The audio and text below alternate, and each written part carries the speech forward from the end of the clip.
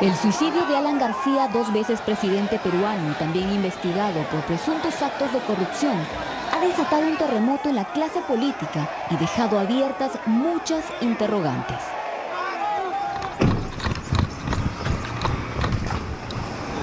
Desde el miércoles de su muerte hasta hoy, se han generado todo tipo de teorías sobre cómo se dio el allanamiento y protocolo de detención que terminó con el expresidente gatillando una de sus armas contra sí mismo, encerrado en su habitación. Lo que yo digo es que si se hubieran utilizado los protocolos usuales para este tipo de diligencias, sin arbitrariedades, sin engaños, sin pretendiendo sorprender, probablemente la situación hubiera sido distinta y hubiéramos podido evitar una tragedia como el día de hoy. Se ha buscado directamente responsabilizar a quienes comandaron el allanamiento de haber fallado en impedir el fatal disparo. Se habla de protocolos fiscales y policiales errados. Aunque algunas percepciones cambiaron el Viernes Santo, cuando en el velorio una de las hijas de García leyó la carta de despedida del exmandatario. He visto a otros desfilar esposados, guardando su miserable existencia.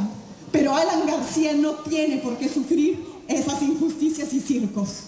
Por eso le dejo a mis hijos la dignidad de mis decisiones, a mis compañeros una señal de orgullo y mi cadáver como una muestra de mi desprecio hacia mis adversarios, porque ya cumplí la misión que me impuse. Aclarando que fue una decisión propia, algunas dudas han persistido. Este programa intentará responder algunas de ellas. ¿Cómo actuó realmente la Fiscalía y los agentes de la División de Alta Complejidad de la Policía DIVIAC? ¿Existe un protocolo o manual específico? ¿Cuál fue la mecánica usada durante el allanamiento? ¿Pudieron realmente hacer algo los agentes para evitar el suicidio? Primero tengo que lamentar esta muerte. Entendemos el dolor que debe sentir la familia, los seres allegados, pero estamos en la obligación también de dar una información real de los hechos, dado que hay muchas inexactitudes, hay mucha desinformación que está circulando en algunos medios y por las redes. La participación de la policía ha sido en el marco de la ley, en el marco de la Constitución, los manuales de derechos humanos, los protocolos que existen. Y podemos decir que después de una evaluación del órgano de control interno, la muerte del ciudadano García está fuera del esquema de responsabilidad de la Policía Nacional. Y a las pruebas nos remitimos. El accionar de la policía antes, durante y después se ha encajado en todos nuestros procedimientos, ¿no? Estas son algunas imágenes del allanamiento del miércoles de esta semana en casa del expresidente. Imágenes que ayudan a dilucidar detalles, pero que también revelan hechos desconocidos hasta ahora.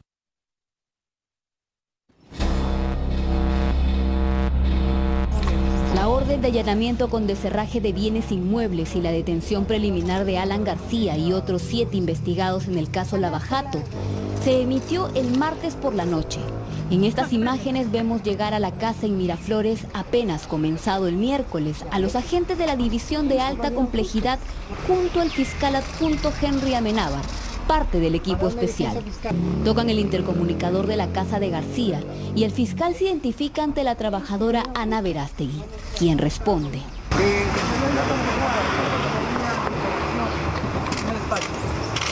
Para una diligencia fiscal. Para una diligencia fiscal.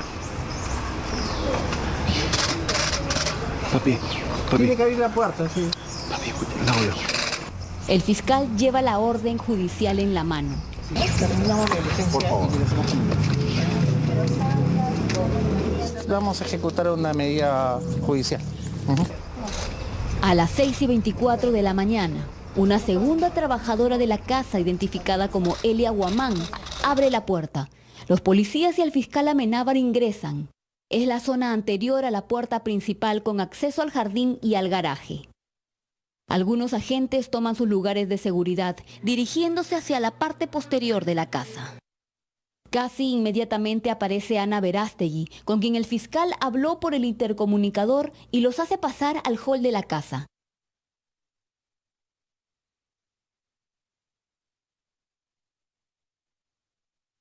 Una vez en el interior, la policía se cerciora de cuántas personas estaban en el domicilio y los ambientes que existían. Presentes en la casa solo estaban el expresidente y las 2 trabajadoras domésticas. A las 6:27 de la mañana, aparece el expresidente Alan García parado en el descanso de la escalera hacia el segundo piso. Ya está cambiado con ropa casual oscura e intercambia palabras con el fiscal. El video no tiene sonido, pero se le observa calmado, manteniendo distancia del fiscal Amenábar y los policías. Desde ese lugar se agacha ligeramente para conversar con el fiscal. De tal manera que hay una verbalización, se le hace saber que se trata del fiscal y la policía que tiene que notificársele una resolución. Él pregunta si se trata de la detención preliminar. Se le explica que tiene que bajar e insiste preguntando si se trataba de la detención. Nuevamente se le explica que tiene que bajar.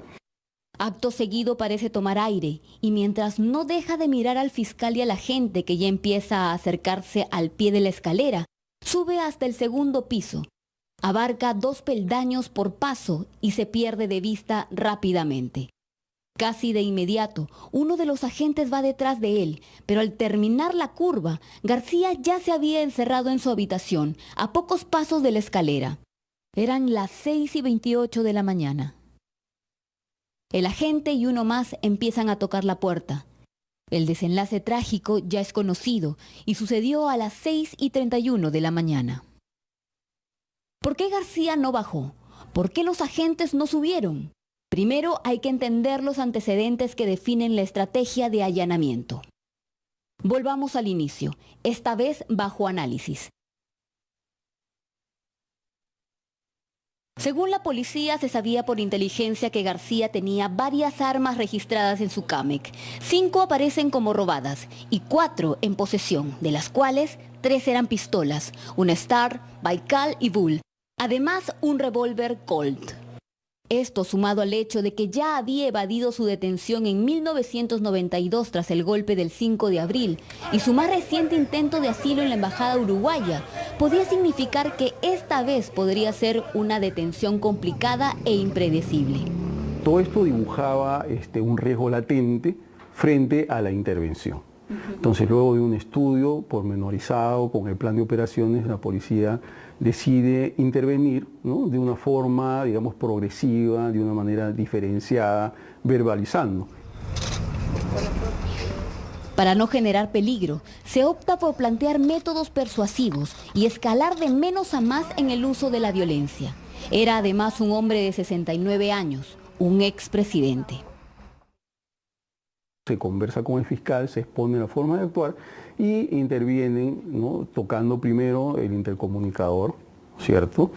Hay un contacto verbal con una de las empleadas a quien se le dice claramente que se trata de un fiscal, de la presencia del fiscal, y que tienen una diligencia que hacer y que debe ser notificada al señor García. Al dejar ingresar voluntariamente a los agentes y al fiscal, se hablaba ya de un nivel de colaboración. Pero es aquí, al aparecer Alan García en el rellano de la escalera, donde un detalle desconocido hasta ahora se hace visible. Durante 23 segundos aproximadamente, Alan García se mostró colaborador. Mientras se agacha para hablar con el fiscal, se delinea un bulto en el bolsillo derecho del pantalón. Se percata de que uno de los agentes DIVIAC sube las escaleras para detenerlo. García gira hacia su derecha, se lleva la mano al pecho y parece tomar aire, mirando hacia su habitación. Según dijo en ese momento para hablar con su abogado, cuando el expresidente empieza a subir los escalones, extrae del bolsillo derecho su revólver y sube las escaleras a tramos largos. El arma empuñada es visible por solo un segundo.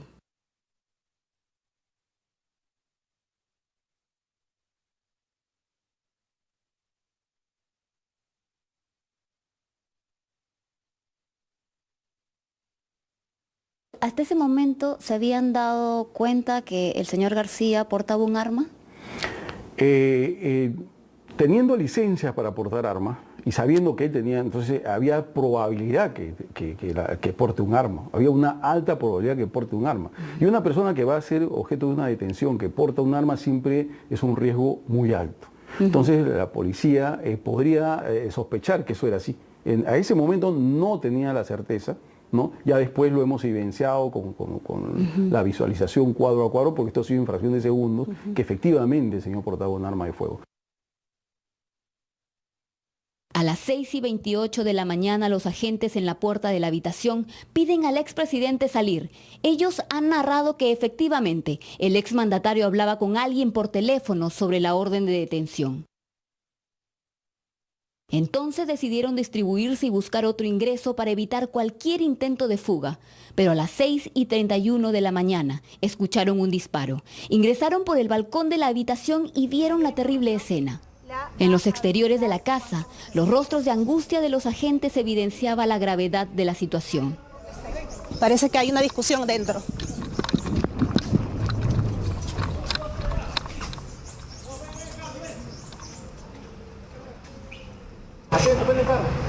Van a salir en un vehículo, al parecer lo que escucho. Ahí sale justamente un vehículo.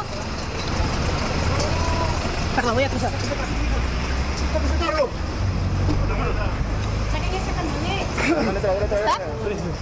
En ese instante, García seguía con vida y los mismos agentes de IDIAC lo trasladaron hasta el hospital Casimiro Ulloa. ¡Lucho, avanza, avanza, Lucho! Todo sucedió en 8 minutos. Atrás había uno.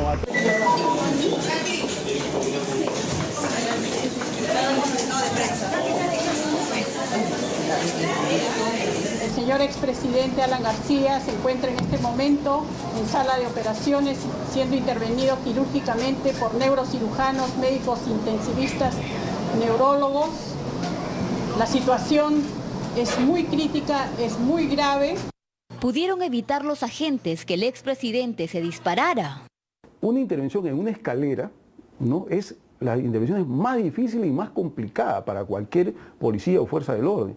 Es donde menos se recomienda intervenir en una escalera. Eso tiene que ser con mucha pausa, con mucho control. De pronto hay gente que se equivoca, es decir, lo debieron aprender, agarrar, pero eso los procedimientos y las normas no lo aconsejan. Es lo menos aconsejable, intervenir en una escalera y menos en esas condiciones. Y ahora lo ratificamos que fue la mejor forma de acción. Si el policía hubiera estado usando, digamos, a una fuerza que estaba más de lo previsto, hubiera de repente en estos momentos estar lamentando, ¿no?, un daño mayor, como ya he mencionado. Erasmo Reina. Erasmo Reina, abogado del expresidente y amigo muy cercano, llegó a la casa de García y en presencia de él, señala el acta, el fiscal Amenábar notificó a Ana Verástegui, trabajadora del exmandatario, con la resolución judicial del allanamiento. El mismo que tuvo que suspenderse hasta que llegaran los peritos de criminalística y el fiscal de turno. A las 9 de la mañana se pudo iniciar las pericias en la habitación de García. Una escena que deja pues ver que ha habido pues un disparo, un arma de fuego, por cuanto las evidencias está el arma ahí, está la sangre, ¿no? Hemos tomado fotos, hemos levantado actas y luego pues se procedió a recoger esas evidencias y lacrarlas, sobre todo pues la de carácter material, la pistola, se recogió, se pudo advertir que se había percutado una bala porque el casquillo estaba dentro del tambor y otra prueba material fue que a la espalda, junto al televisor, que está al frontis de la cama, se encontró pues un impacto de bala, ¿no? Un impacto de bala y que rebotó, se encontró en la mesita de noche al lado izquierdo el proyectil que también fue recogido. El arma hallada en la habitación es un revólver Colt, un arma potente, regalo que le hizo la Marina de Guerra al exmandatario. Y la fiscal de la Nación no quiere creer que usted está en la casa de un fallecido. Fue entonces que los abogados de García empezaron a cuestionar la diligencia y denunciaron que el fiscal y los agentes cometieron irregularidades. Empezando, porque quien ha venido a hacer una diligencia tan importante como esta, no se identifica, por lo menos, con la cinta que suelen utilizar ellos para este tipo de diligencias. Es gravísimo. Entonces acá lo que tenemos que decir es que la policía actuó con cautela. La cautela de la policía, la intervención correcta siguiendo los procedimientos, ha traído como consecuencia que no haya, digamos, un daño mayor. Mientras en casa del exmandatario los peritos continuaban su trabajo, a las 10:05 de la mañana la vida de Alan García se apagó. Ha fallecido Alan García. ¡Viva el APRA! Confirma en este momento ¡Viva el Perú! que fallecido el presidente Alan ¡Viva el Perú democrático y sin abusos!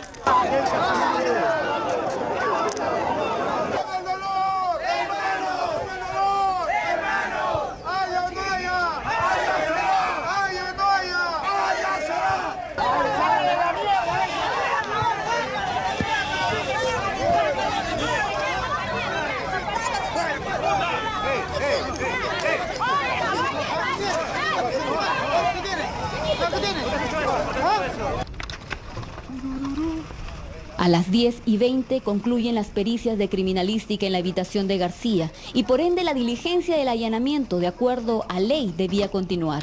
Los abogados apristas se negaron, aduciendo que tras la muerte del investigado ya no había lugar a la diligencia. Este es un lugar donde en pocas horas se va a llevar a cabo un velorio.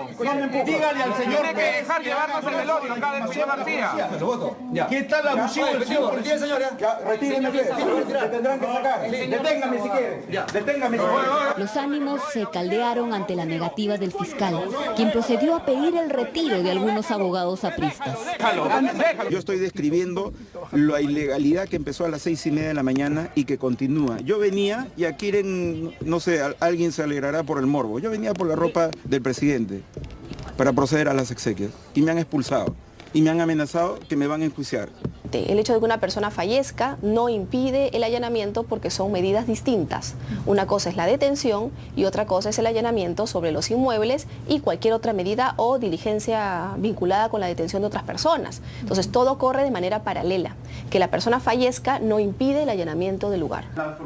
A las 12:20 se continuó con la diligencia de allanamiento a la casa del expresidente, mientras en el hospital familiares y partidarios de García esperaban al fiscal Guillermo Peñalosa para el levantamiento del cadáver. De acuerdo a ley debió ser llevado a la morgue, pero por pedido expreso de la familia las pruebas se realizaron en el mismo hospital donde murió. A una petición especial de la familia, toda vez de que tenían miedo que se produzca problemas, conflictos al momento del traslado de su padre, solicitaron pues de que se haga la necropsia en el lugar, ¿no? Entonces comunicamos con nuestros superiores, en este caso con la misma jefa de nuestra institución, y dijo que aprobaba esta situación por cuanto por cuestiones de seguridad se realizara de esa manera, ¿no? La ley lo contempla. La ley lo contempla, en casos especiales lo contempla, ¿no? Poco más de 3 horas duró la necropsia al cuerpo del exmandatario. Se le practicaron varias pericias como la absorción atómica, el ADN a la sangre hallada en la habitación y al cuerpo, así como pruebas dactiloscópicas y odontograma, entre otros. Luego también se hizo la pericia dactiloscópica para determinar pues que las huellas corresponden a la persona, pues que eso se compara con las huellas que dan Reni y se va a confirmar pues que es la persona que en ese momento se habría disparado hacia el expresidente Alan García. La carta del exmandatario asumiendo la responsabilidad sobre su propia muerte hablan por él. El video de esta intervención da aún mayores luces del hecho que ha marcado el fin de toda una era política.